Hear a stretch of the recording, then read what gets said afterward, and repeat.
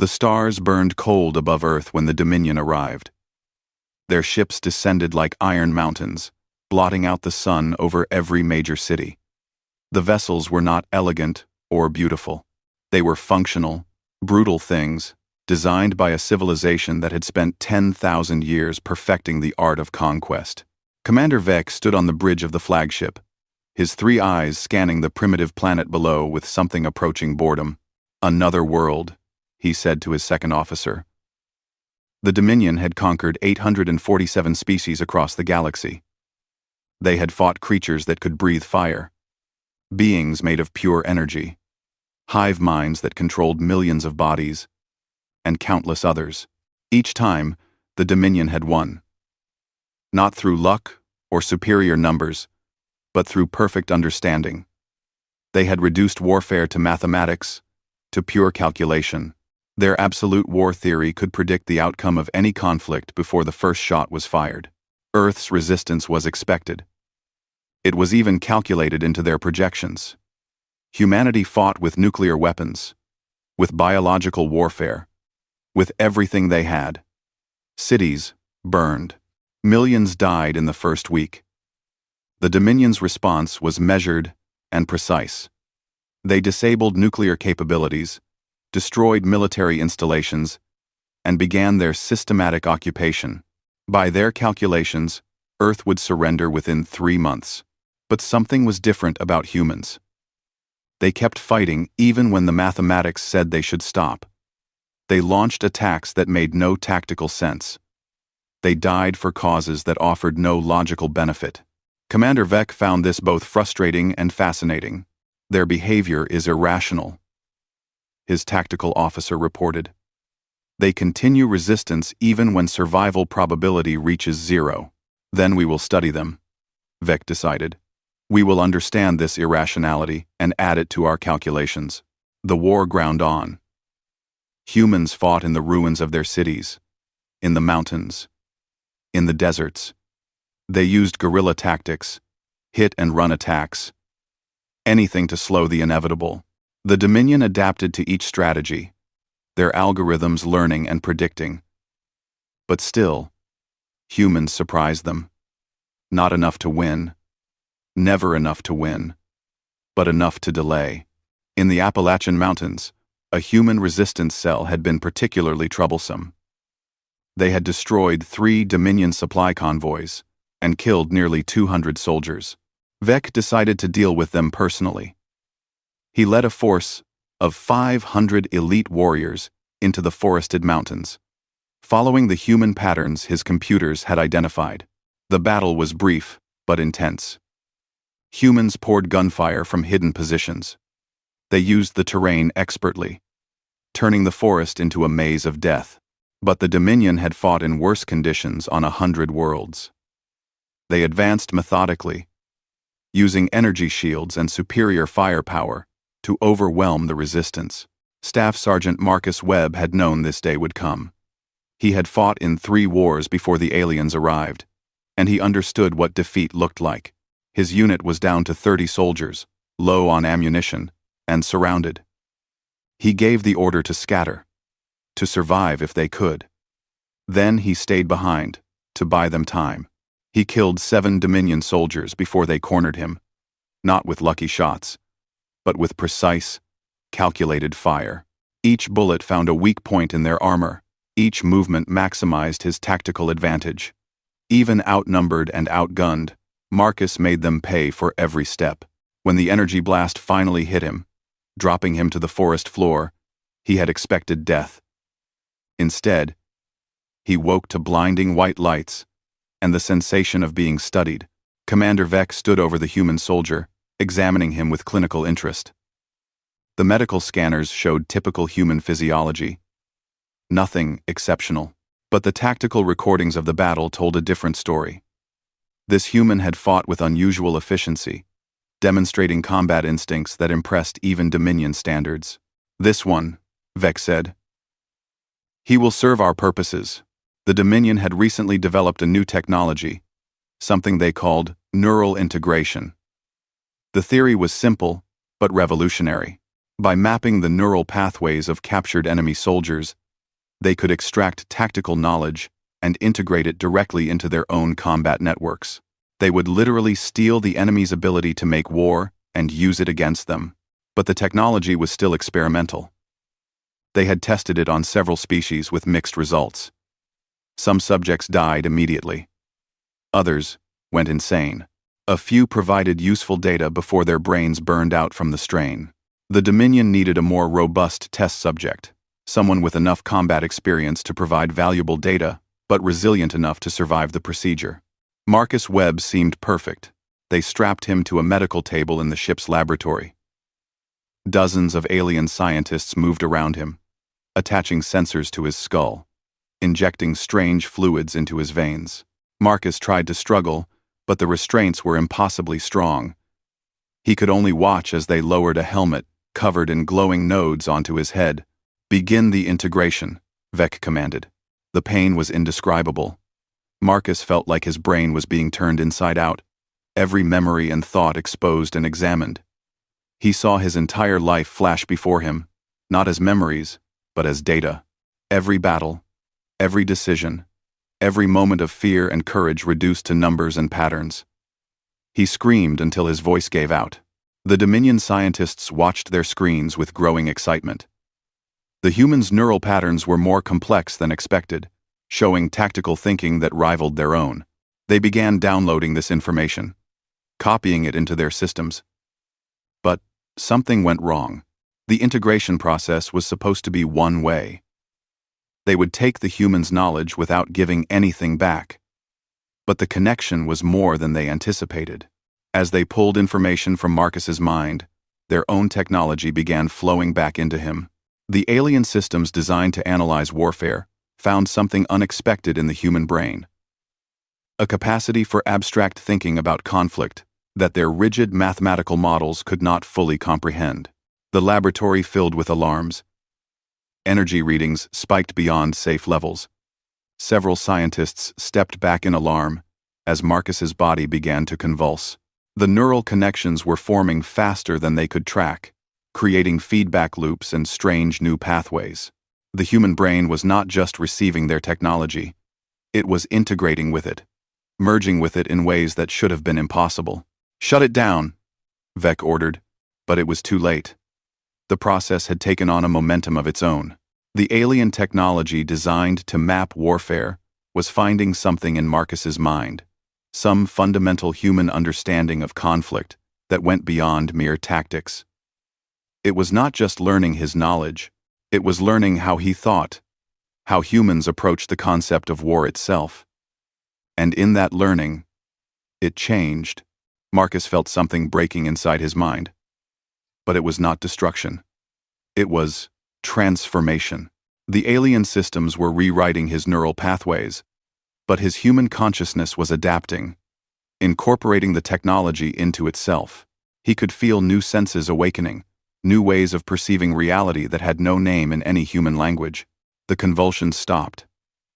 The alarms continued to blare, but Marcus lay still on the table. His eyes were open but unfocused, seeing things that were not visible to normal sight. The scientists approached cautiously, checking their instruments. "The subject lives," one reported. "But the readings are unprecedented." Commander Vec studied the data with growing concern. The integration had not failed, but it had not succeeded as planned either. Something new had been created, something their models had not predicted. The human's brain patterns showed activity in regions that should have been inactive. More troubling, their own systems were reporting strange feedback, as if the connection was still active even after the equipment had been powered down. "Place him in containment," Vec ordered. "Full isolation. We will observe before proceeding further." They removed Marcus from the laboratory and placed him in a holding cell deep within the ship. The cell was designed to hold the most dangerous prisoners from across the galaxy. Energy barriers, armed guards, monitoring systems covering every angle. They left him there, unconscious and restrained. While they analyzed what had happened, Marcus woke slowly. His head throbbed with a pain that seemed to exist in dimensions beyond the physical. But as consciousness returned, so did something else. He could see the cell around him, but he could also see more. He saw the weak points in the energy barrier, the patrol patterns of the guards outside, the structural vulnerabilities in the walls. It was not just visual information. It was tactical knowledge appearing directly in his mind, as clear and certain as his own name. He sat up, and the restraints fell away, not because he had broken them, but because he had simply known which precise point to pressure, with minimal force, to make them release. The knowledge had come to him unbidden, as natural as breathing. Marcus stood and approached the energy barrier. To any normal person, it would appear as a solid wall of deadly force. But Marcus could see it differently now. He saw it as patterns, as flows of energy with gaps and rhythms. He saw exactly when and where he could pass through safely. He did not understand how he knew this. He simply knew. He walked through the barrier without triggering any alarms. The guards outside never even turned. Marcus had moved at the precise moment when both were looking away, had stepped into the one blind spot their positioning created. Again, the knowledge had simply appeared in his mind, as obvious as the sun rising in the east. As he moved through the ship, the same thing kept happening. He knew which corridors were empty, which doors were unlocked, which ventilation shafts could support his weight. Every tactical consideration appeared before him like a map only he could read. Behind him, alarms finally began to sound. The Dominion had discovered his escape. Soldiers poured into the corridors, weapons ready, but Marcus was already gone, stealing a small transport craft and launching into Earth's atmosphere before they could organize a response. Commander Vec watched the escape with a mixture of anger and fear. The human had moved through their ship like a ghost, anticipating every security measure, avoiding every patrol. It should have been impossible. Their security systems were perfect, tested on thousands of prisoners. Yet this human had simply walked out. "Find him," Vec ordered. "Whatever we created, we must destroy it before it becomes a threat." But even as he gave the order, Vec felt a chill run through his body. The Dominion's absolute war theory had never failed before. But something told him that Marcus Webb was going to break that perfect record. The human had not just escaped their prison, he had become something new, something their mathematics could not predict. Marcus guided the stolen craft toward the mountains where his unit had made their last stand. The ship handled differently than anything he had flown before, but his hands moved across the controls with perfect confidence. He knew exactly how to pilot it, though he had never seen this technology before. The knowledge simply existed in his mind now, available when needed. As he flew, Marcus tried to understand what had been done to him. He remembered the pain, the sensation of his mind being torn apart and rebuilt, but the memories felt distant, belonging to someone else. What he felt now was clarity. A terrible, perfect clarity that showed him the world as a battlefield. Every element, a potential tactical asset or threat. He landed in a clearing and abandoned the craft. Within hours, Dominion forces would track it. But by then, Marcus would be gone. Moving through terrain, he knew better than any alien could. He had to find the resistance. Had to warn them about what was coming. What Marcus did not know, could not know yet, was that he had become something more dangerous than any weapon the Dominion had ever created. The experiment had not just given him tactical knowledge, it had turned him into a living embodiment of warfare itself, and every battle he fought would make him stronger, more dangerous, more inhuman. The war for Earth had just begun. But it would not be the war anyone expected. Marcus moved through the forest like a predator, but he was both hunter and something else entirely. Every step felt calculated, measured, perfect. His boots found the quietest spots on the ground without conscious thought. His breathing synchronized with the wind to mask any sound. These were skills he had learned over years of training, But now they operated on a different level, enhanced by something that was not quite human anymore. 3 days had passed since his escape from the Dominion ship. 3 days of moving through the mountains, avoiding patrols, and trying to understand what he had become. Marcus stopped by a stream to drink, and as he knelt by the water, he caught sight of his reflection. His face looked the same, but his eyes had changed. There was something in them now, a calculating coldness that frightened him. He closed his eyes and tried to think of his wife, Sarah, who had died in the first Dominion attacks. He tried to remember the pain of loss, the human emotion that had driven him to keep fighting, but the memory felt thin, distant. What came more easily was the tactical analysis of her death, the trajectories of the Dominion weapons, the optimal cover positions she should have used. Even his grief had been processed into data. "What did they do to me?" Marcus whispered to the empty forest. The answer appeared in his mind unbidden. Neural integration with Dominion tactical systems. Partial merger of human consciousness with alien warfare algorithms. Estimated 73% retention of original personality. Increasing tactical processing capability with each combat engagement. The information simply existed, as if he was reading his own technical specifications. Marcus stood and continued moving. He had to reach the resistance base in the valley. Had to find people who could help him understand this. But with each hour that passed, he felt less like Marcus Webb and more like a weapon searching for a target. Behind him, the Dominion deployed their forces with unusual urgency. Commander Vec had mobilized 3 full battalions to search for one human. His officers questioned the commitment of resources, but Vec knew what they did not. The readings from Marcus's escape had shown something impossible. The human had not just learned their tactics, he had evolved beyond them. A patrol of 12 Dominion soldiers moved through a mountain pass, scanning for any sign of the escaped prisoner. They were elite warriors, veterans of dozens of campaigns across the galaxy. They moved in perfect formation, covering all angles, communicating through encrypted channels. By every tactical measure, they were unbeatable. Marcus watched them from a ridge 200 meters away. He could see their formation, their weapon capabilities, their communication patterns. But more than that, he could see the future. Not literally, but tactically.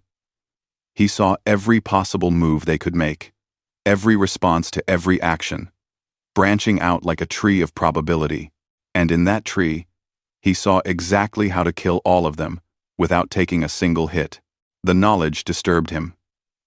Part of Marcus, the part that was still human, wanted to avoid conflict. These soldiers were just following orders, like he had once done. But another part of him, the part that was growing stronger, saw them only as targets, as problems to be solved through optimal application of force. He tried to move away, to avoid engagement. But his body would not fully obey. His hand reached for the Dominion rifle he had taken from the ship. His feet moved to a better firing position. The tactical imperatives were overriding his conscious choices. Marcus fired 6 shots in 4 seconds. Each bullet found its target with impossible precision. Soldiers fell before they could raise their weapons. Each one hit in the exact weak point of their armor that Marcus somehow knew existed. The remaining soldiers scattered for cover, their training taking over. But Marcus had already predicted their movement. He was repositioning before they reached safety, his shots intercepting them mid-stride. In 20 seconds, all 12 soldiers were down. Marcus stood in the aftermath, breathing normally, his heart rate barely elevated. The tactical part of his mind was already analyzing the engagement, cataloging the data, learning from it. But the human part was screaming in horror at what he had just done. "No," Marcus said aloud. "I'm not a killer. I'm a soldier. There's a difference." But was there? The line seemed increasingly blurry. He moved away quickly before more patrols arrived. As he ran, Marcus noticed something strange. His body felt different, stronger, faster. His reflexes seemed sharper than before the battle. It was as if the combat itself had enhanced him somehow, fed some alien system inside him that grew through conflict. The thought terrified him more than anything the Dominion had done. Commander Vec received the report of the patrol's destruction with grim acceptance. 12 elite soldiers eliminated without landing a single shot. The human had not just escaped. He had become something deadlier than anything in the Dominion's extensive catalog of threats. Increase the bounty, Vec ordered. I want every available unit searching for him. And send word to High Command. We may have created something that threatens more than just this planet. His second officer looked shocked. Commander, surely you exaggerate. It is one human. You did not see the tactical analysis, Vec replied, pulling up holographic displays of Marcus's escape. He moves with perfect efficiency. Every action is optimal. He fights as if he knows what we will do before we do it. This is not training or experience. This is something new.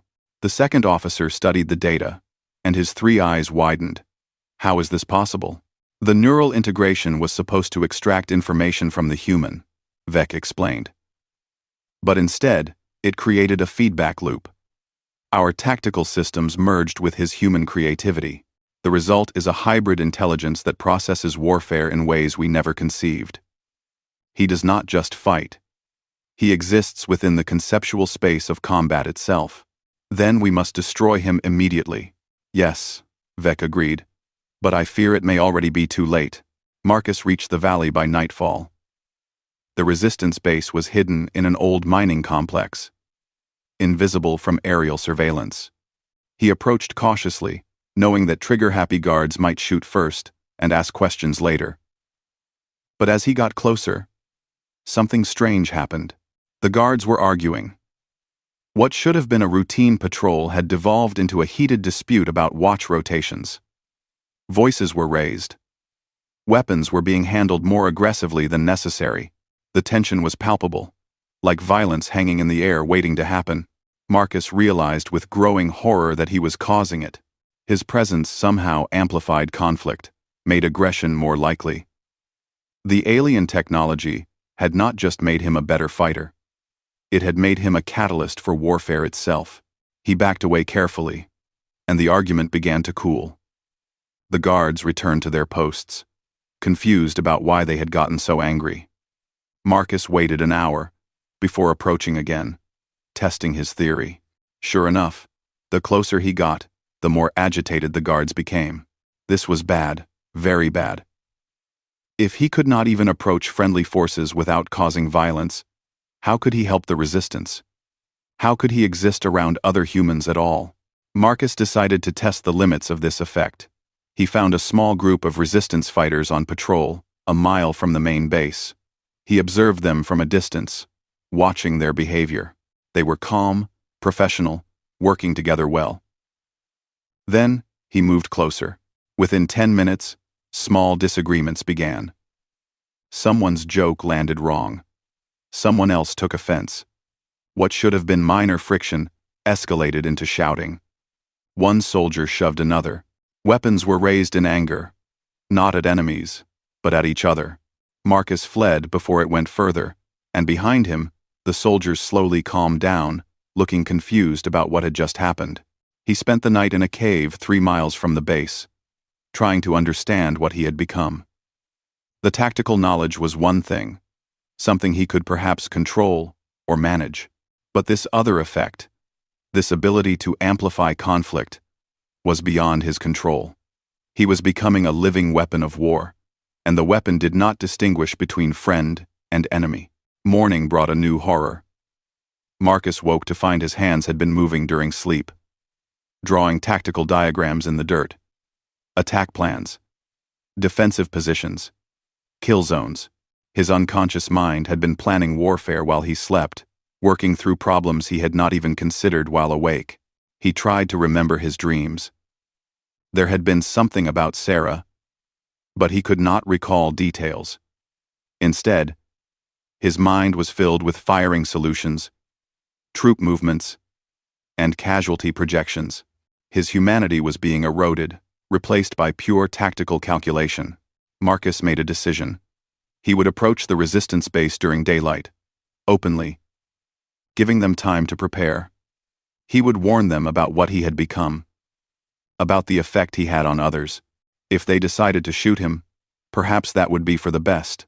At least then, the weapon would be destroyed before it caused more harm. He walked down the mountain path toward the base, hands raised above his head. The guards spotted him immediately, weapons trained on his chest.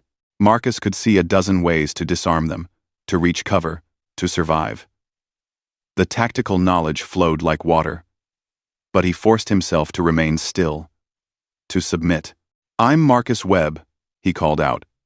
"Staff Sergeant, U.S. Army. I need to speak with Colonel Chen. It's urgent." The guards did not lower their weapons, but they did not fire either.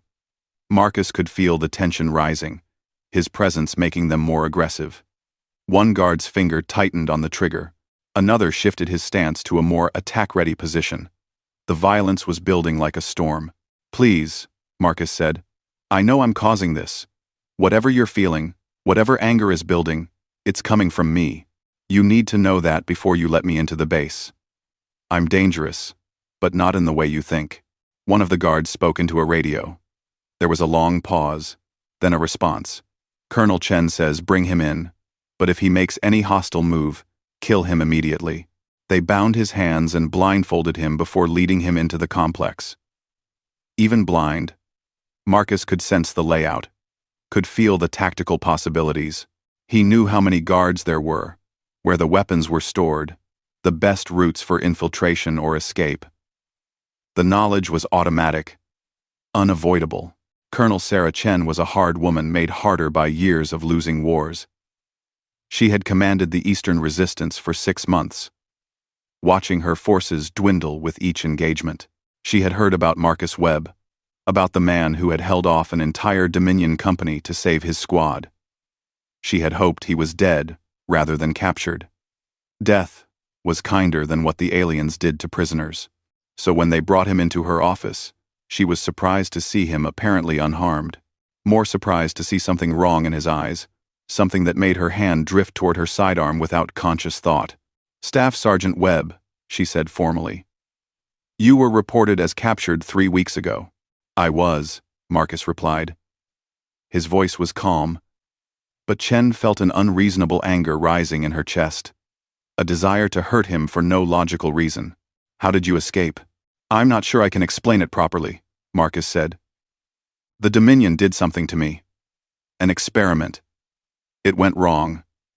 Now, I'm different." "Different how?" Chen's hand was fully on her pistol now, though she could not explain why. Marcus had made no threatening moves, yet every instinct screamed that he was dangerous. "I can see tactics like others see colors," Marcus explained. "I know things I shouldn't know. And worse, I make people around me more violent. You feel it now, don't you? An urge to hurt me? That's what I do. I amplify conflict." Chen realized he was right. Her anger was irrational, sourceless, growing. She forced her hand away from her weapon through sheer willpower. "Why come here?" she asked. "Why not stay away if you know you're dangerous?" "Because we're losing this war," Marcus said simply. "And I think I might be able to change that. The Dominion made me into a weapon. Maybe we can aim that weapon at them." Chen studied him carefully. The tactical officer in her saw the potential. One man who could turn battles, who could bring victory where defeat seemed certain. But the human in her saw the cost, saw what Marcus was becoming. "What do you need?" she asked finally. "A test," Marcus replied. "Give me a target. Let me prove I can help, but keep me isolated from your main forces. If I lose control, if I become more danger than asset, kill me." Colonel Chen called her senior officers. They argued for 3 hours about what to do with Marcus Webb. Some wanted him executed immediately as a potential threat. Others saw him as their last hope against impossible odds. Finally, Chen made the decision. "We have a target," she told Marcus. "A Dominion supply depot 15 miles east. heavily guarded. We've lost 2 teams trying to hit it. If you can destroy that depot without getting killed, we'll talk about what comes next. Marcus nodded. I'll need weapons and equipment. You'll get them. But Webb? Chen looked at him with something like pity. I hope you know what you're doing. Because if you're wrong about controlling this, a lot of people are going to die. They're going to die anyway, Marcus replied. His voice was cold, tactical. The voice of someone calculating acceptable losses. At least this way, some of them might survive. As he left her office, Colonel Chen sat down heavily in her chair. She had just made a decision that might save the resistance or destroy it. She had weaponized a human being, turned a man into a tool of war. It was the right tactical choice. But she wondered if tactical right was the same as morally right. Outside, Marcus prepared for his first mission as something more and less than human. He checked weapons with mechanical efficiency, planned his approach with inhuman precision, and deep inside, the part of him that was still Marcus Webb screamed at what he was becoming. But the screaming grew quieter with each passing hour, drowned out by tactical calculations and strategic projections. The metamorphosis was not complete, but it was accelerating. Soon, there might be nothing left of the man, only the weapon. And the weapon was very, very good at killing. The Dominion supply depot sat in a valley like a fortress, surrounded by energy barriers and automated defenses. 200 soldiers guarded it in rotating shifts, backed by heavy weapons and aerial surveillance. By any reasonable assessment, it was impregnable. The resistance had lost 23 fighters trying to breach it over the past 2 months. Marcus studied the depot from a ridge 2 miles away, his mind processing information faster than any computer. He saw the patrol patterns, the weak points in the barriers, the precise timing of the shift changes. But more than that, he saw the flow of potential combat, the shape that the battle would take if he approached from different angles. It was like looking at a sculpture that did not exist yet, but could be carved from the possibilities. He moved at midnight, when 3 shifts overlapped and the guards were most distracted. His approach was not stealthy in the traditional sense. He simply moved in the exact blind spots of the surveillance, existed in the gaps of their coverage. The aliens had sophisticated technology, but they relied on it too much. Trusted their systems more than their instincts. The first guard died without knowing Marcus was there.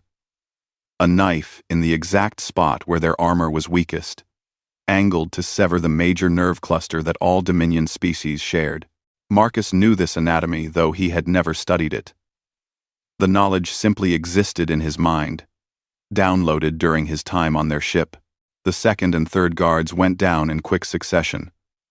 Marcus moved like liquid violence, each action flowing into the next with perfect economy.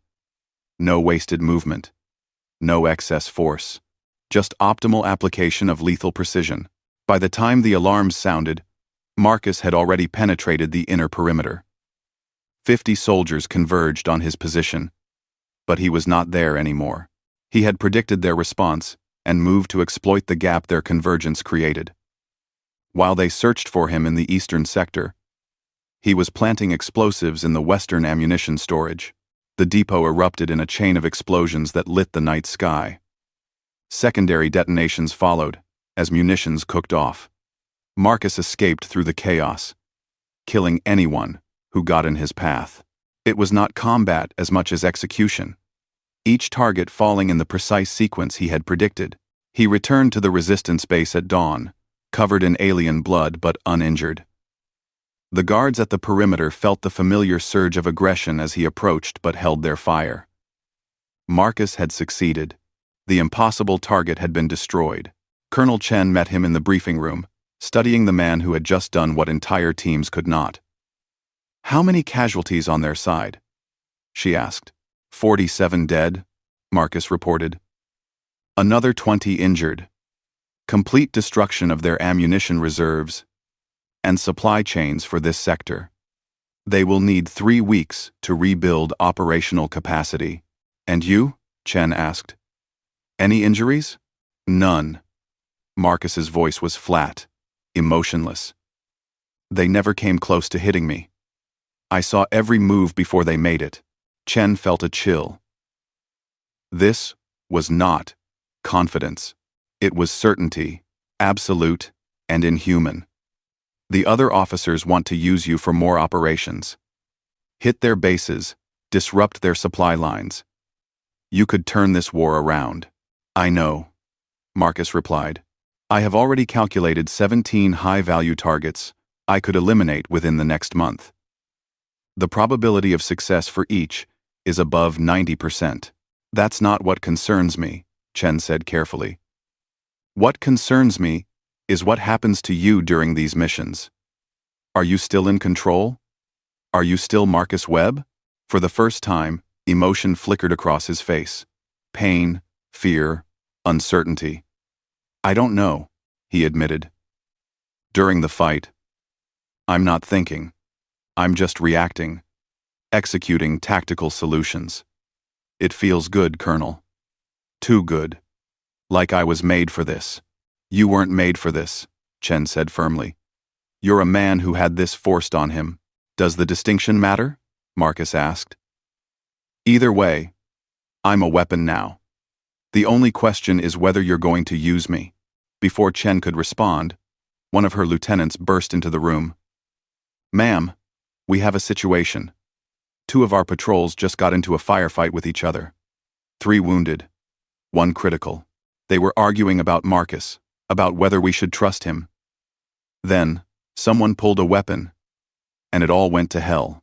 Chen and Marcus exchanged looks. The effect was spreading. Just having Marcus at the base was causing aggression, turning minor disagreements into violence. I need to leave, Marcus said. I can't stay here. My presence is too dangerous. Where will you go? Chen asked. Wherever you need me to go, Marcus replied. Give me targets. I'll hit them.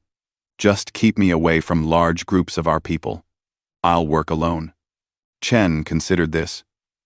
It made tactical sense, but it also meant unleashing a barely controlled weapon with no oversight.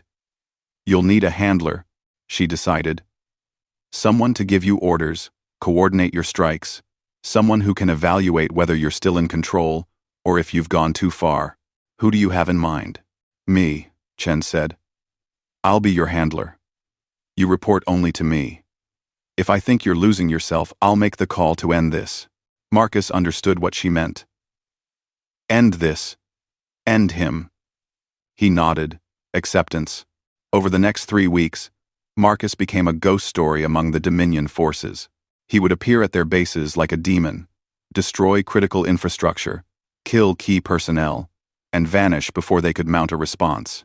Each attack was more devastating than the last, not because Marcus was using more force, but because he was learning, evolving, becoming more efficient with each engagement. The resistance victories stacked up. Supply lines disrupted. Communication arrays destroyed. Entire companies pinned down or eliminated. Colonel Chen coordinated Marcus's strikes with conventional resistance attacks, using his abilities to create opportunities for her regular forces. For the first time since the invasion began, humans were winning, but the cost was becoming apparent. Marcus called Chen after each mission, his reports growing shorter and more clinical. Targets eliminated. Objectives achieved. Casualties inflicted. There was less of the man in his voice and more of the machine. Chen could hear him slipping away, losing pieces of his humanity with each battle. And there were other problems. Soldiers who had fought alongside Marcus in coordinated operations reported disturbing behavior.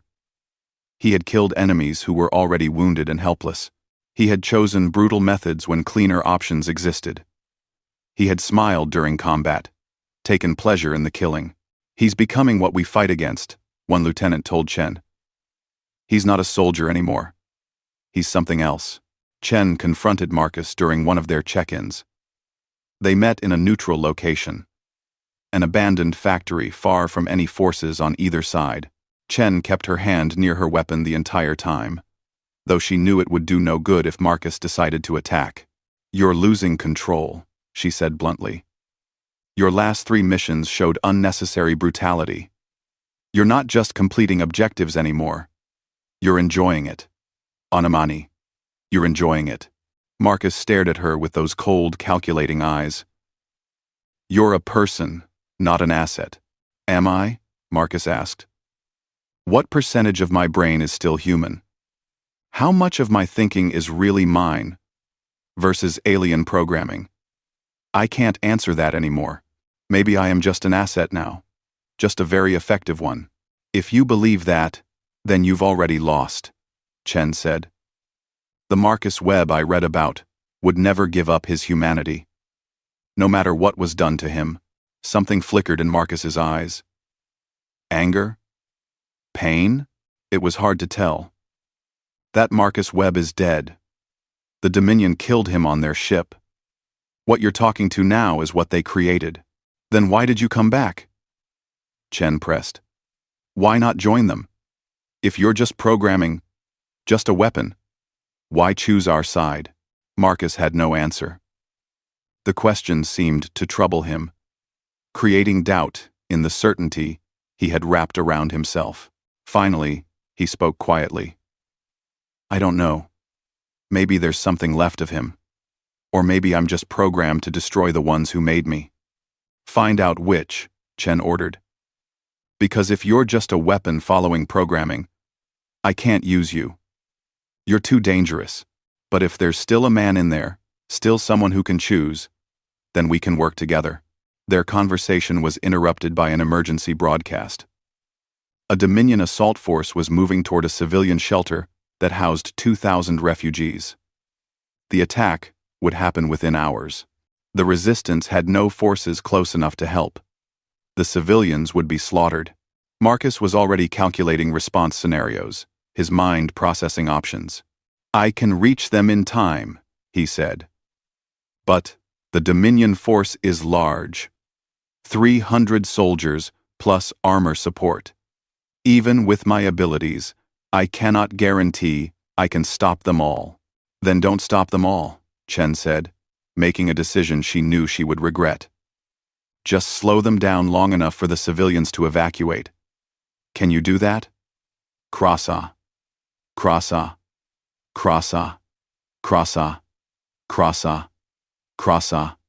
Crossa. Crossa. Crossa. Marcus ran the numbers, the probabilities. His chances of survival were low, very low. The tactical part of his mind suggested alternative approaches. Strategies that would save his life at the cost of civilian casualties. But something else, some stubborn human part, rejected those options.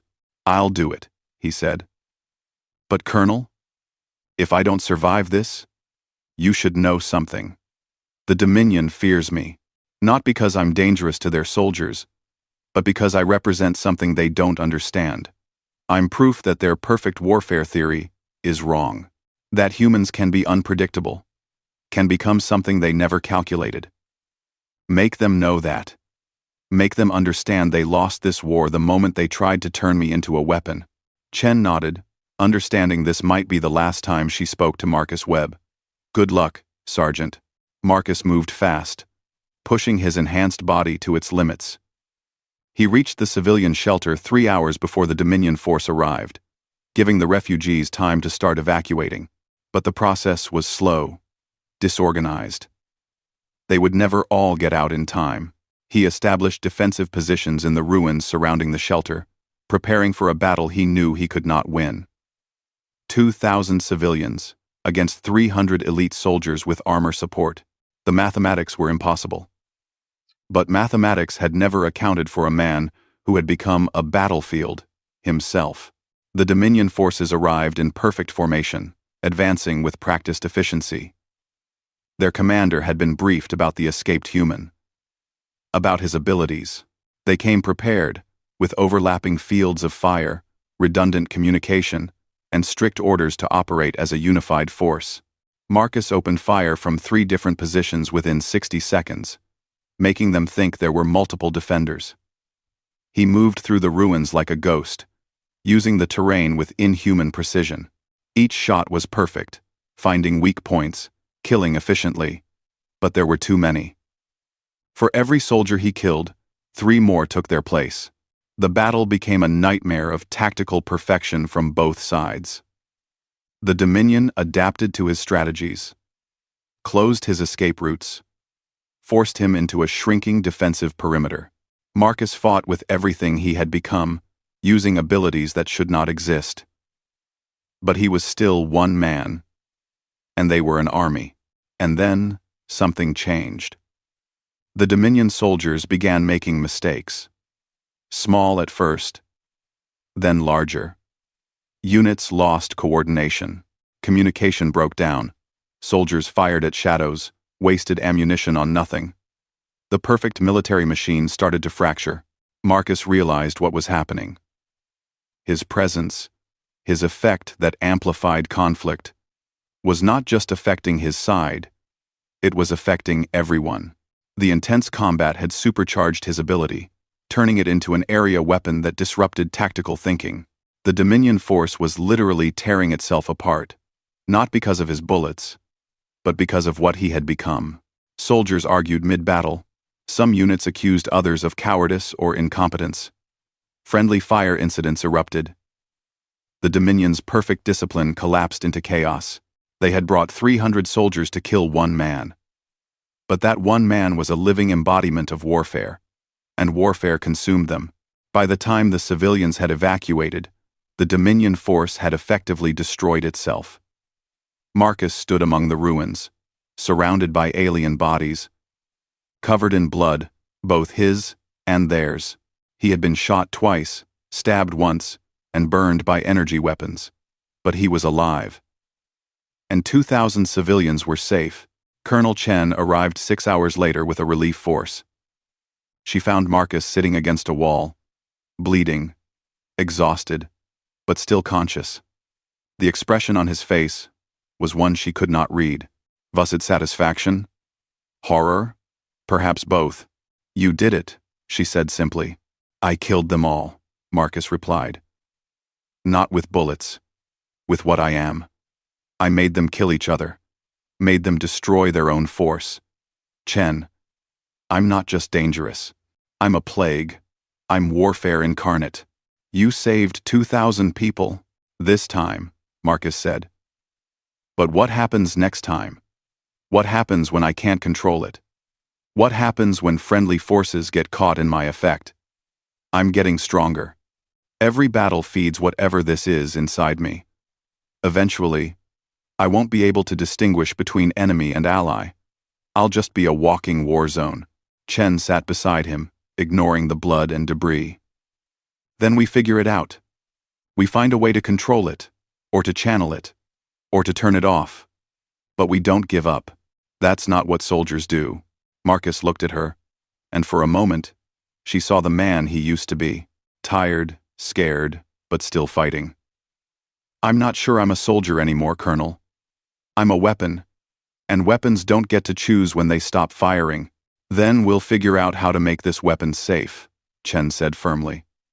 But first, we need to get you medical attention. As they moved toward the transport, Marcus felt something inside him growing, evolving. The battle had changed him again, pushed him further along the transformation.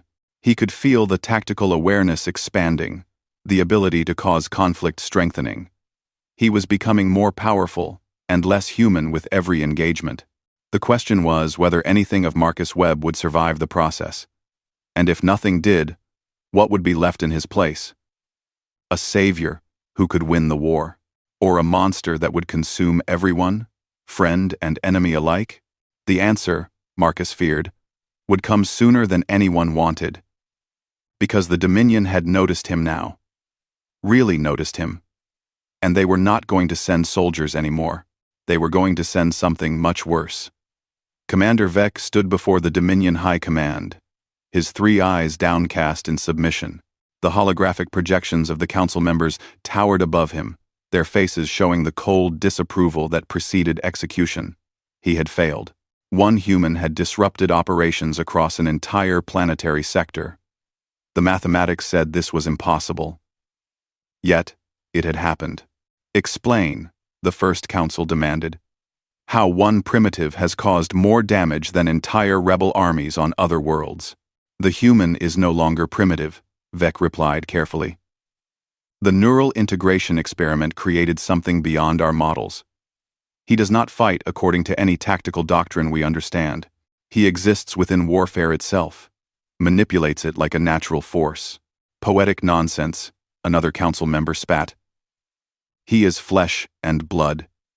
He can be killed like anything else. We have tried. Vec said. We have sent our best soldiers. He kills them. We have used overwhelming force. He turns it against us. We have attempted to predict his movements. He makes prediction impossible, because he operates beyond the scope of our absolute war theory. The first council was silent for a long moment. The Dominion had never encountered a problem that could not be solved through proper application of force and calculation. Their entire civilization was built on the certainty of their warfare mathematics. If one human could break that certainty, what did it mean for the entire Dominion? We will deploy the War Master caste, the first council decided. 50 of our finest warriors, those who have ended civilizations. If this human is truly as dangerous as you claim, they will be sufficient. And if they fail, we will initiate Protocol Omega. Vec felt his blood chill. Protocol Omega. Total planetary sterilization. The complete elimination of all life on Earth, humans and Dominion forces alike, to prevent any possibility of the threat spreading. It was the nuclear option, used only 3 times in their entire history. Surely that is excessive, Vec protested. The cost of allowing this anomaly to continue is higher. The first council interrupted. You created this problem, Commander. We are solving it. The War Masters deploy within the solar cycle.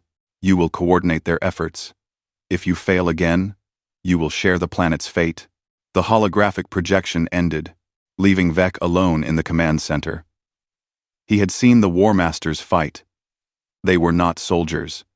They were artists of destruction, trained from birth in the perfection of killing. Each one was worth 100 normal warriors. 50 of them together had once exterminated an entire species in a single day. But as Vec reviewed the data on Marcus Webb, he felt something he had not experienced in his long military career. Fear, not for himself, but for the War Masters. Because the human was evolving, growing stronger with each engagement. By the time the War Masters arrived, what would he have become? Marcus lay in a medical bay deep within the resistance complex, his body healing from the wounds of the civilian shelter battle.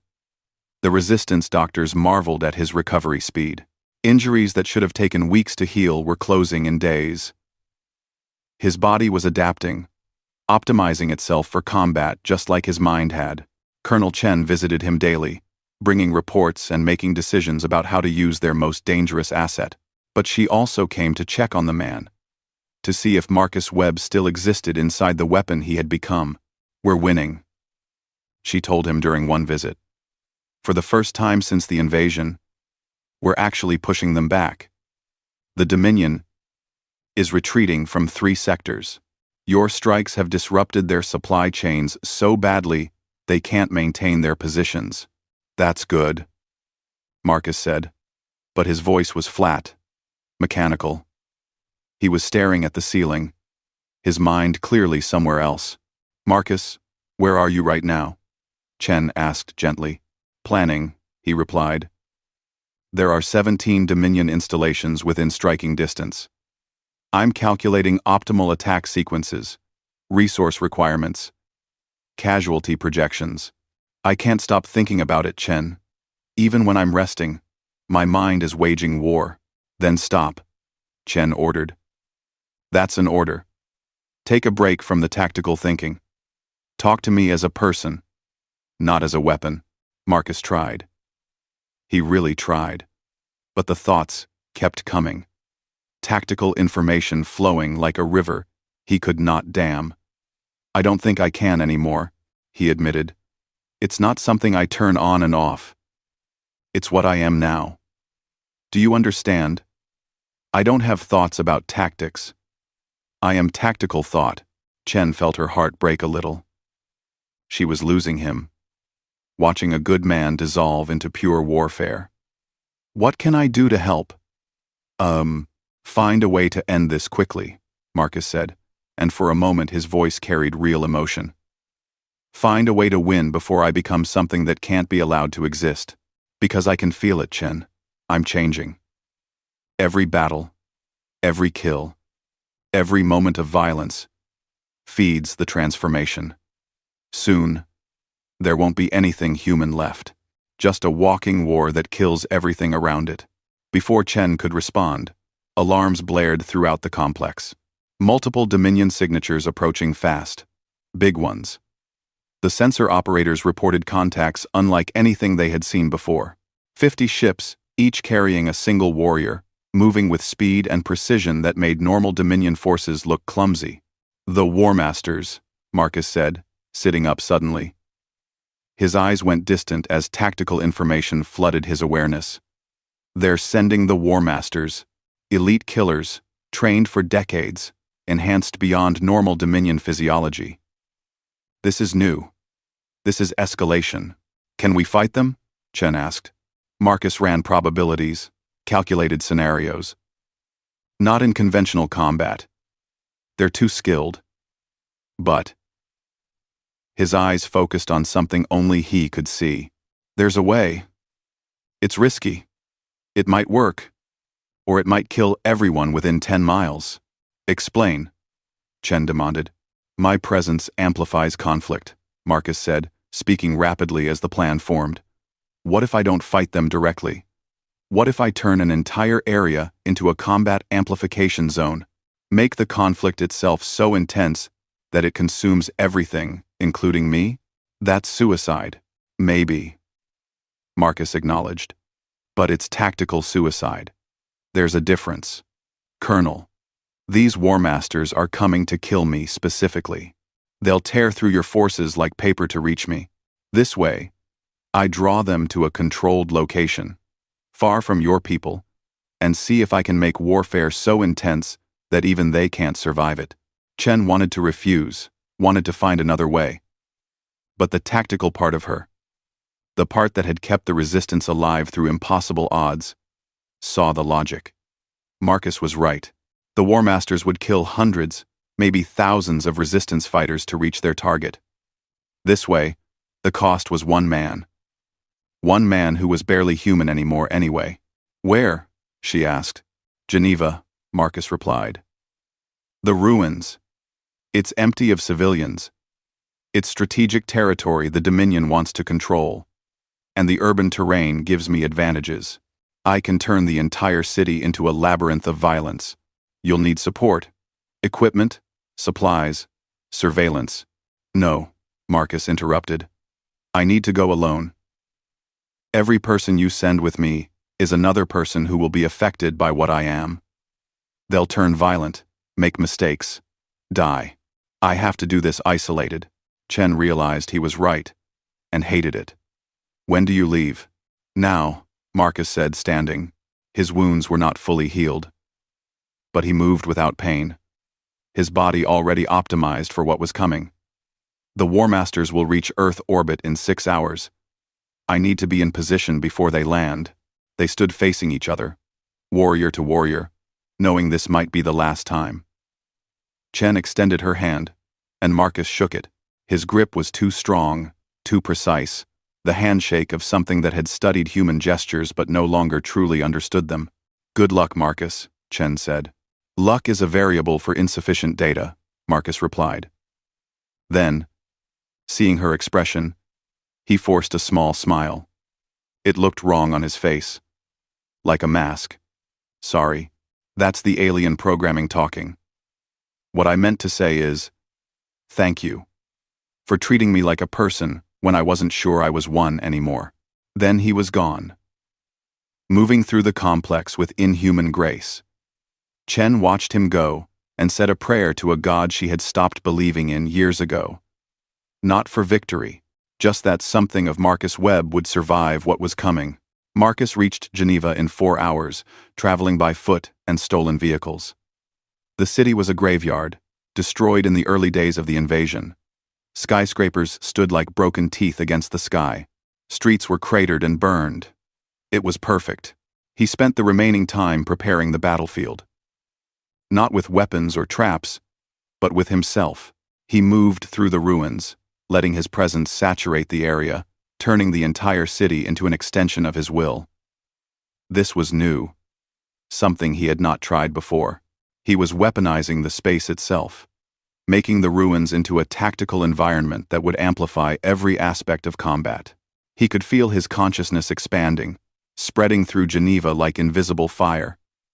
Every street became a firing lane in his mind. Every building became cover or concealment that he understood perfectly. He was not in Geneva.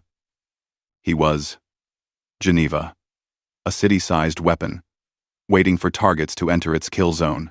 The War Masters landed at dawn.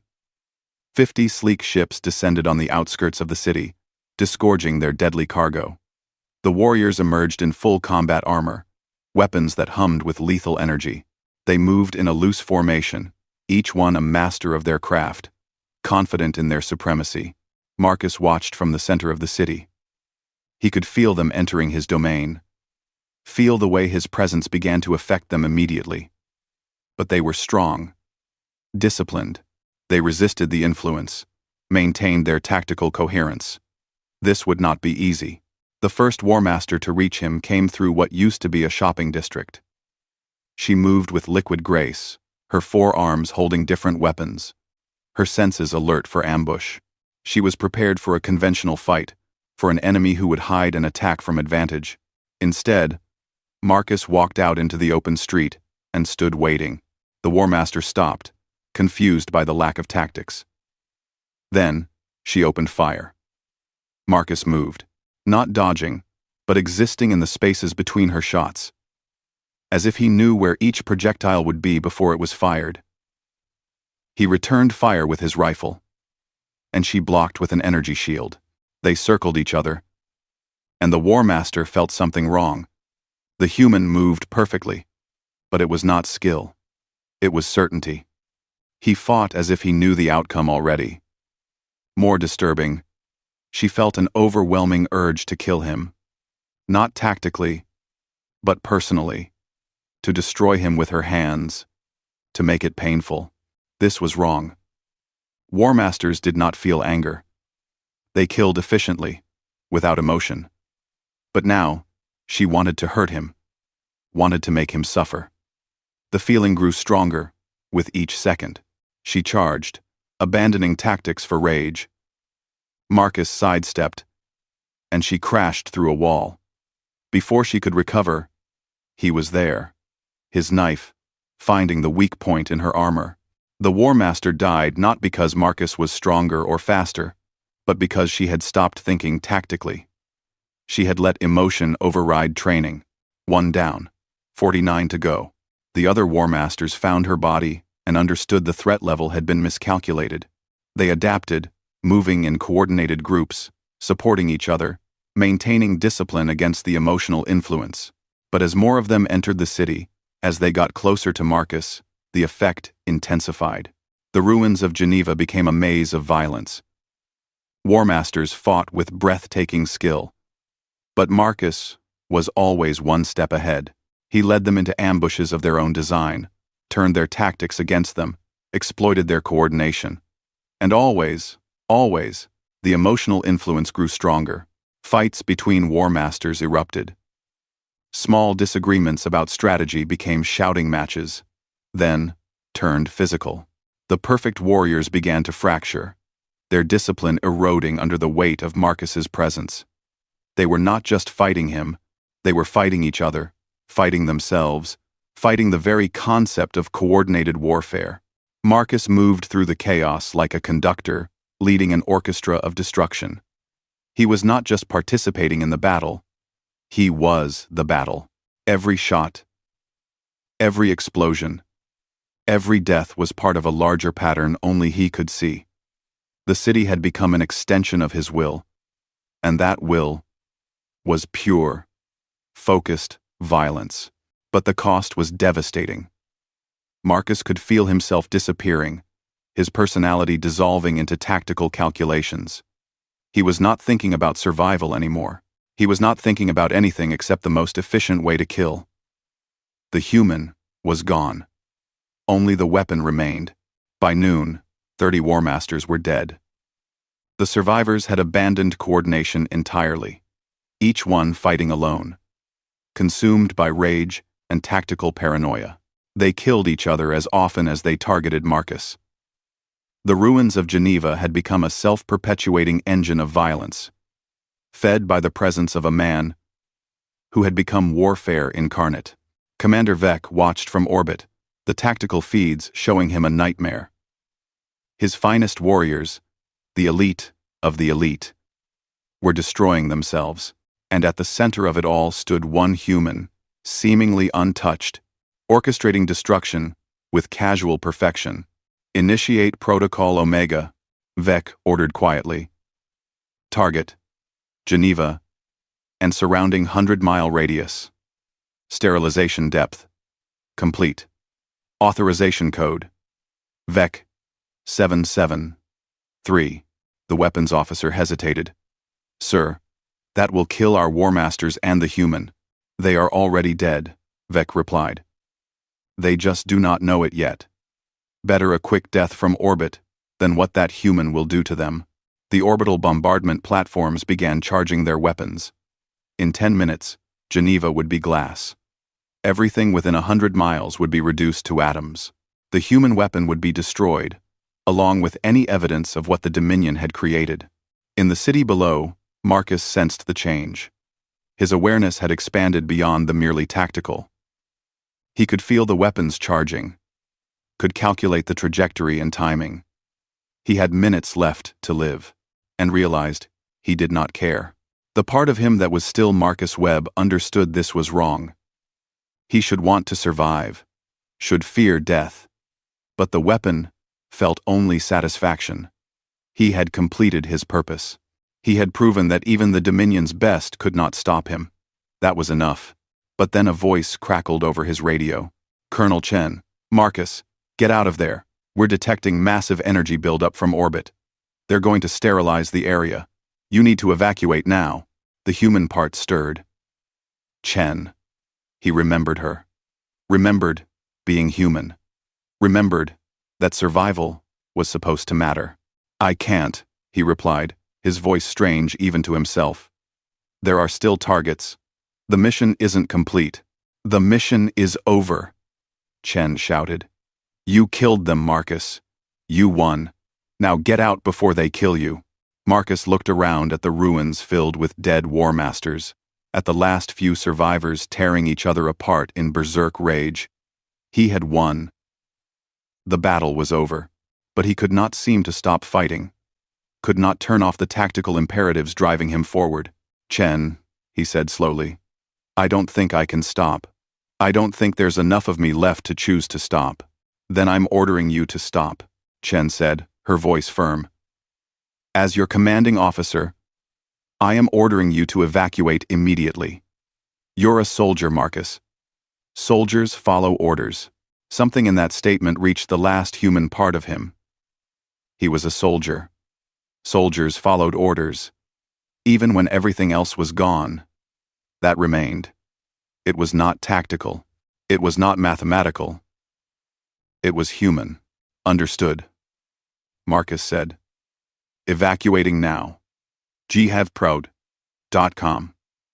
Marcus. HFYprod. He ran. Not with tactical precision, but with simple human desperation. He ran from the city as the sky above began to glow with the terrible light of Dominion bombardment weapons. He ran as the first energy beams struck, turning buildings to vapor. He ran as Geneva died behind him. He almost made it. The shockwave caught him at the edge of the blast radius, throwing him through the air like a doll. He hit the ground hard, felt bones break, felt his enhanced body struggling to repair damage faster than it was being inflicted. The world went white, then red, then dark. When Marcus woke, he was in a resistance medical facility, wrapped in bandages and hooked to machines. Colonel Chen sat beside his bed, looking like she had not slept in days. "You lived," she said simply. "Parts of me," Marcus replied. His voice sounded more human than it had in weeks, though whether that was recovery or damage, he could not tell. "Did we win? 30 War Masters dead by your hand," Chen reported. The remaining 20 died in the bombardment. The Dominion pulled back from 3 more sectors. And most importantly, they're scared. Actually scared. You broke something fundamental in their understanding of warfare. "Good," Marcus said. "Then, how much of the weapon survived?" Chen understood the real question. How much of Marcus Webb still existed versus how much was alien tactical programming? "I don't know," she admitted. "But you stopped when I ordered you to. You chose to run instead of fight. That's human, Marcus. That's choice." Marcus wanted to believe her. But he could still feel the tactical awareness, the combat calculations running in the background of his mind. The weapon was still there. Waiting. Always. Waiting. "What happens now?" he asked. Colonel Chen smiled grimly. "Now we push our advantage. The Dominion is scared, disorganized. We hit them before they recover. And you're going to help us do it. But on your terms this time. No more suicide missions. No more fighting alone. We do this together. Or not at all." Marcus closed his eyes, exhausted. The battle for Earth continued, and he would continue with it. Weapon and man, monster and savior, until there was nothing left to fight, or nothing left of him to do the fighting. He just hoped that when the end came, there would be enough humanity remaining to know the difference. The Dominion High Command convened an emergency session for the first time in 3 centuries. The holographic chamber filled with the galaxy's most powerful military minds, all focused on one impossible problem. A single human had killed 50 War Masters and forced a tactical retreat from an entire planetary sector. Their absolute war theory, the mathematical certainty that had conquered 847 species, had failed. "We cannot win this war," Commander Vec stated flatly. The other council members reacted with shock and anger, but Vec continued. "Not because we lack forces or weapons.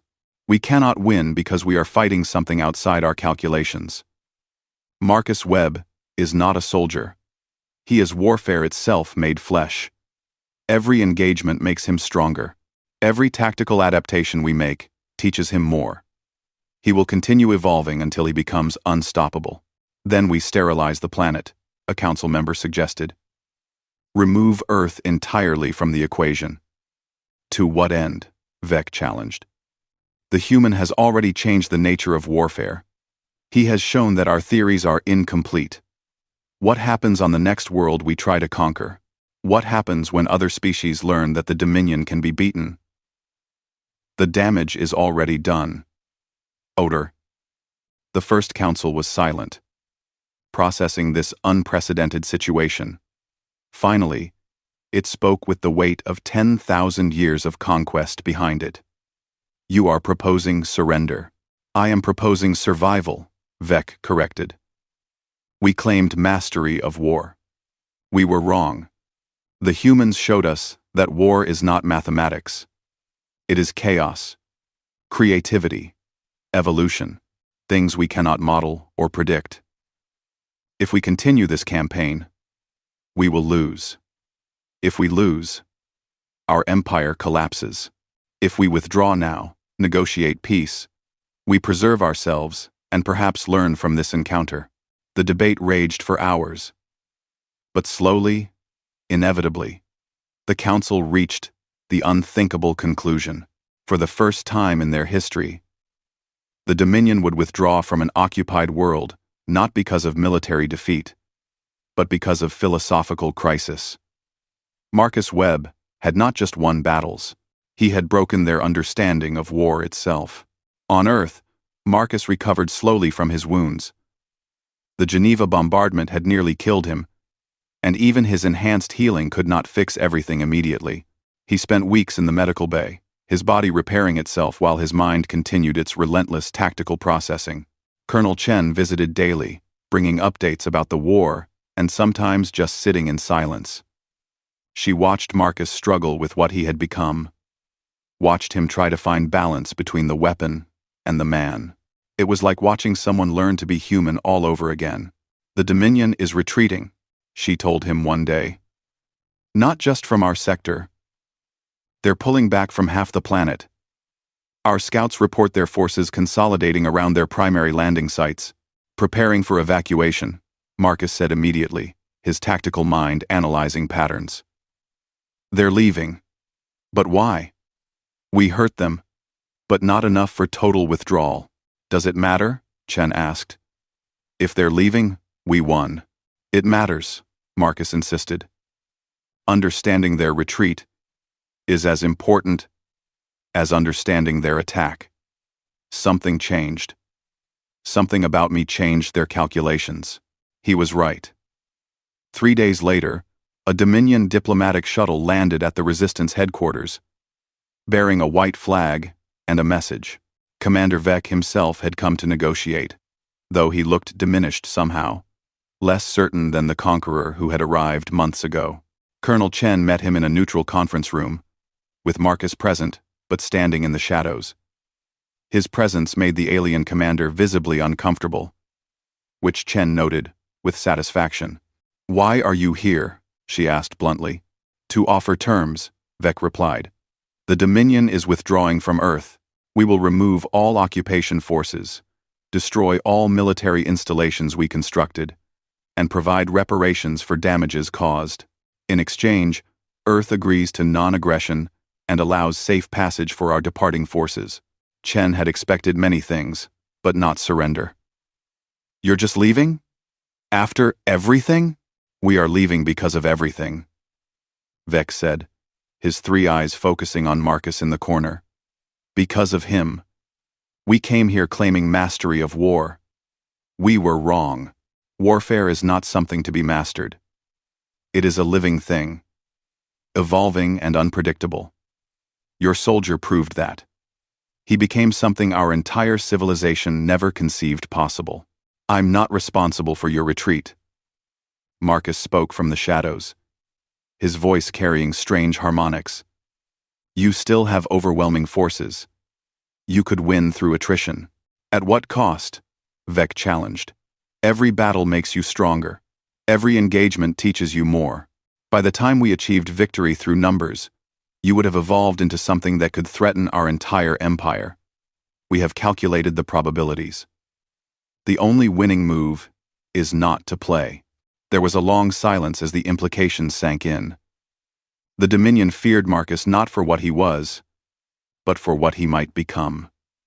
They were retreating not from defeat, but from the possibility of future defeat they could not calculate or prevent.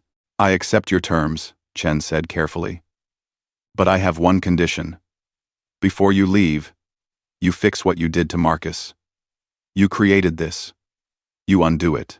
Vec's expression showed something like pity. "We cannot." The neural integration was not a simple addition of technology to biology. It was a merger, a fundamental change at the deepest levels of consciousness.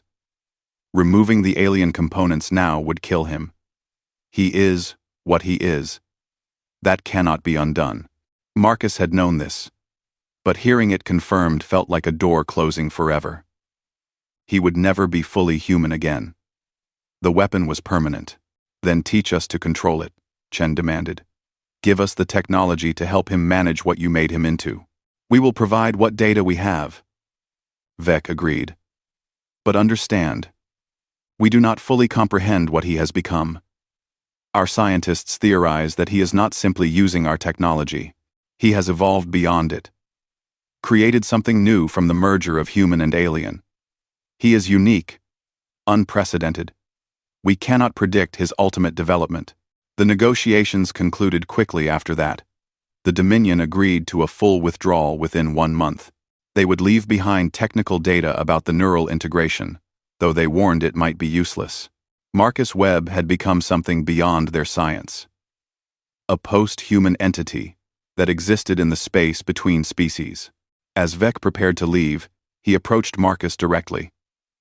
"I wanted to tell you something," the alien commander said.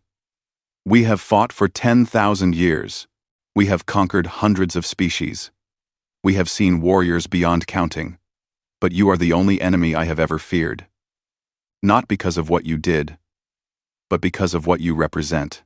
The possibility that warfare itself can evolve, can become something beyond tactics and strategy.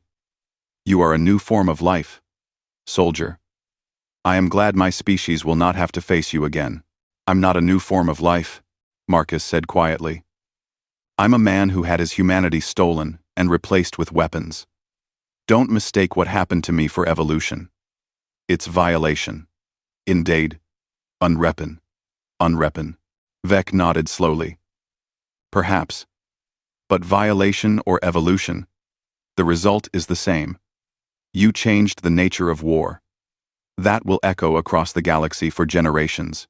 Then the alien commander left, and Marcus was alone with Colonel Chen in the conference room. They sat in silence, processing the impossible victory. Earth was free. The war was over. But the cost remained, standing before them in human form. "What do I do now?" Marcus asked. It was the question of a man, not a weapon. And Chen heard the desperate uncertainty in his voice. "You figure out how to live," she replied. "The war is over, Marcus. You don't have to be a weapon anymore." "I don't know how to be anything else," he admitted. "Every moment, I'm processing tactics, calculating threats, planning battles. Even now, in peace, my mind is at war. How do I stop that?" Chen did not have an answer. No one did. Marcus Webb had become something unprecedented, and there was no manual for helping a living weapon learn to be human again. But she could try. "One day at a time," she said. "We start with small things. You take walks without tactical analysis. You have conversations without calculating outcomes. You remember what it was like to be human, and try to find that person again." "What if that person is gone?" Marcus asked. "What if there's not enough left to find?" "Then you build a new person," Chen said firmly. "You're not the same Marcus Webb who went into that Dominion ship. But you're not just a weapon either. You're something between. Maybe that's okay. Maybe you don't have to be fully human or fully weapon. Maybe you can be both. And figure out what that means." Over the following weeks, as the Dominion withdrew from Earth, Marcus tried. He walked through the ruins of cities without mapping kill zones. He talked to other soldiers about life instead of tactics. He forced himself to think about the future in terms of hope rather than strategic projections. It was the hardest battle he had ever fought. The tactical imperatives were always there, whispering in the background of his mind. Every person he met was automatically assessed as threat or asset. Every environment became a potential battlefield. The weapon would not sleep, would not rest, would not stop, but slowly, painfully, Marcus found small victories. He spent an entire hour watching a sunset, without calculating firing angles based on the light. He had a conversation with Chen that lasted 20 minutes before tactical thoughts intruded. He slept for 6 hours without dreaming of warfare. Small things, human things. Pieces of a person reassembling themselves around the core of alien technology that could never be removed. The other resistance fighters did not know how to treat him. He was a hero who had saved their world, but also something frightening and inhuman. They kept their distance, spoke to him with cautious respect, avoided being alone with him. Marcus understood. He made them uncomfortable, triggered something primal that recognized predator. Only Chen treated him like a person. She sought him out, had meals with him, talked to him about ordinary things. She was rebuilding him one conversation at a time, reminding him through simple human interaction that he was more than a weapon. 2 months after the Dominion withdrawal, Marcus stood on a hillside overlooking what used to be Denver. The city was destroyed, but people were already rebuilding. Humans had survived the impossible. They had faced extinction and refused to accept it. The sight should have filled him with hope, with pride. Instead, he felt empty. The tactical part of his mind noted optimal reconstruction plans, resource allocation, defensive positions for future invasions. But the human part felt nothing, or perhaps had forgotten how to feel. Chen joined him on the hillside, standing close enough to be present, but far enough to respect his space. "What are you thinking about?" she asked. "I'm thinking that I saved the world, but lost myself in the process," Marcus replied. "The Dominion left, but they won anyway. They turned me into something that can't exist peacefully. I'm a weapon without a war, and I don't know what that makes me." "It makes you a survivor," Chen said. "Like everyone else on this planet. Do I deserve to survive?" Marcus asked, voicing the doubt that had haunted him. "I killed thousands.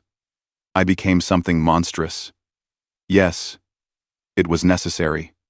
Yes, it saved lives. But does necessity excuse what I became?" Chen was quiet for a long moment before answering. "I don't know if deserve is the right word. You didn't choose this. The Dominion forced it on you, but you did choose to use what they made you into for good.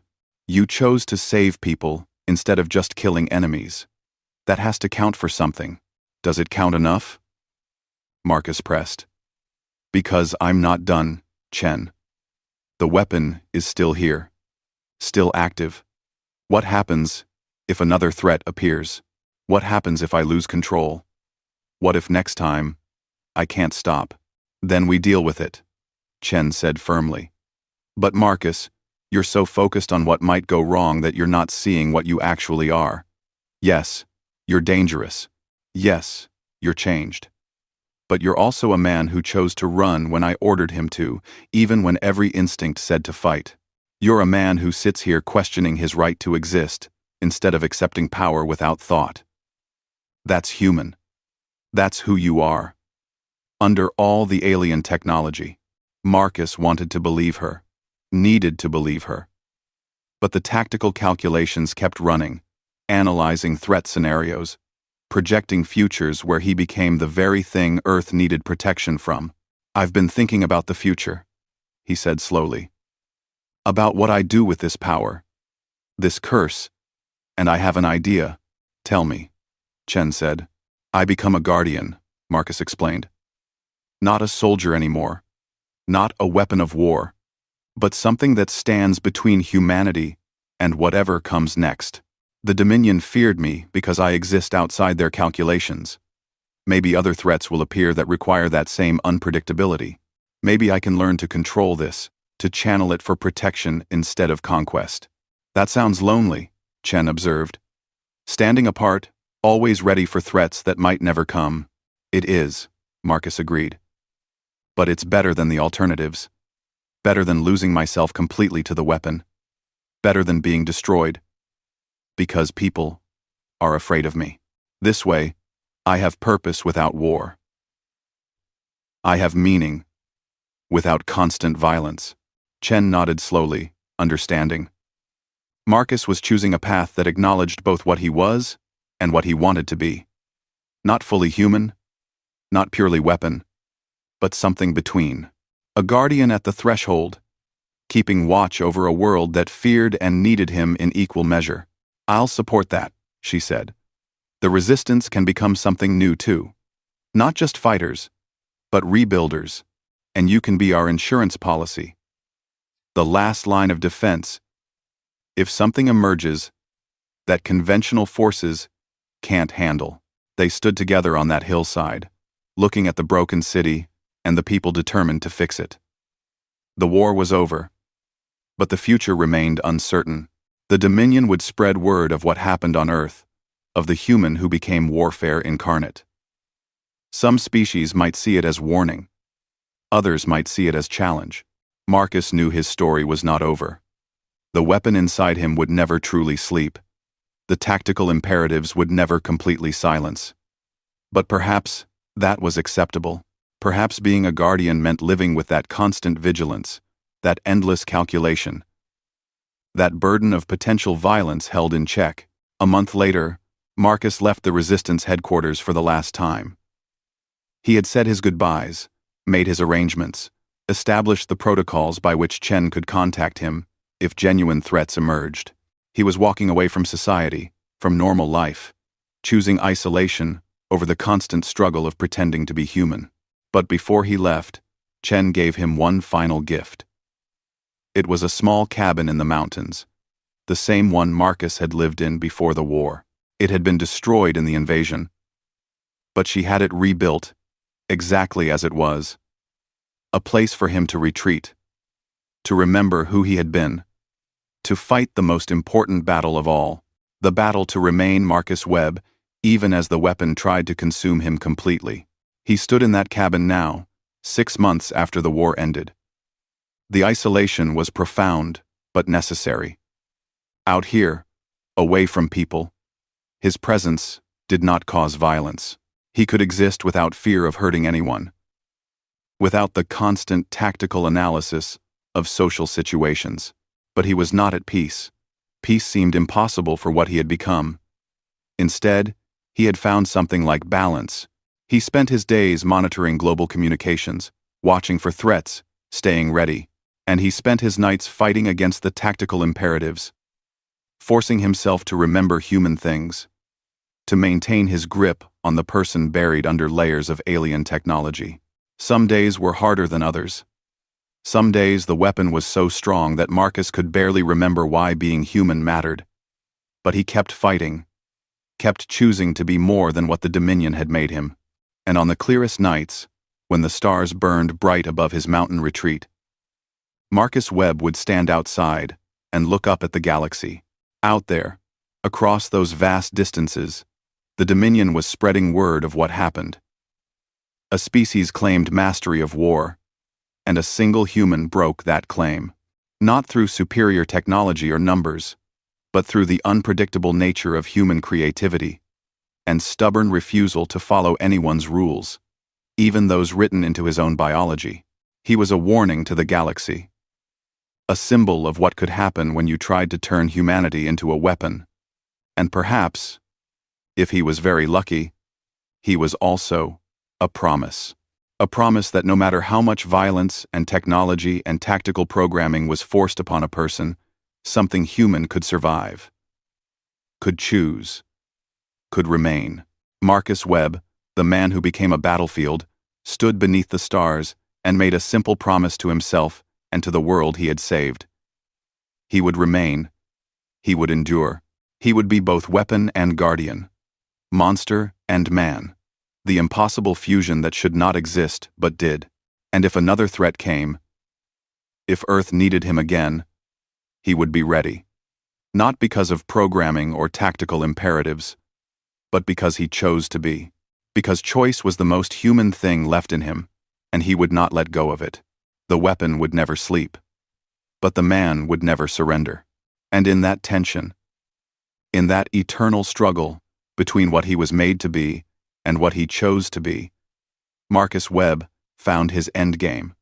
Not victory or defeat, not humanity or weapon, but something new, himself, flawed, dangerous, barely human, but ultimately his own.